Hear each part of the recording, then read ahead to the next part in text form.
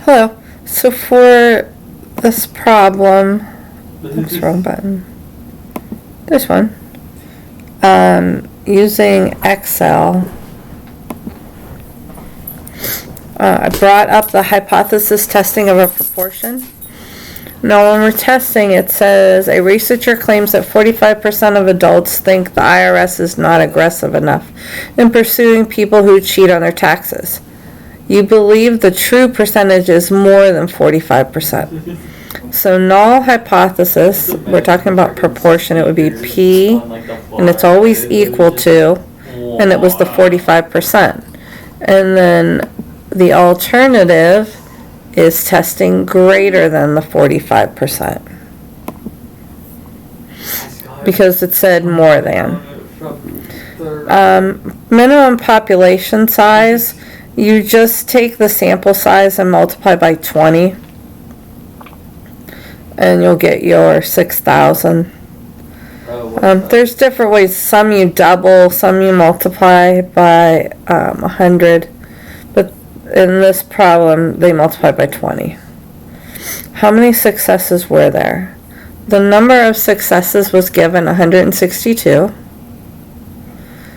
Now to find the test statistic and the p-value, you can use this Excel file or the TI-84.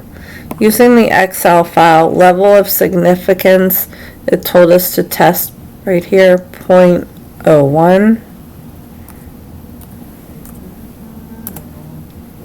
Sample size was 300 adults.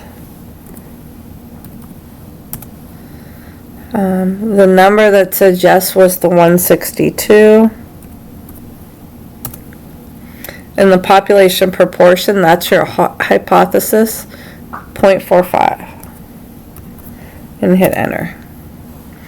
And then our test statistic, right here, test statistic, 3.133. And then the p-value. P-values are here. Because we were testing greater than, it's a right tail. And so that's where they got the 0.0009. They rounded it.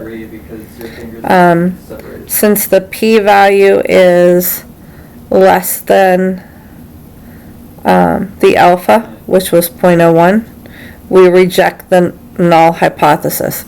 That means there's something significant happened because we can reject it.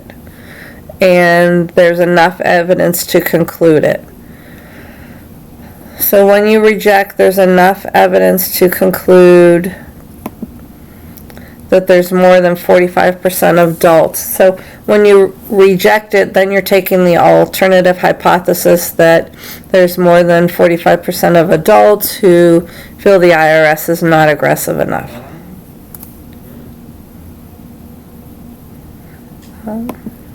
That's it.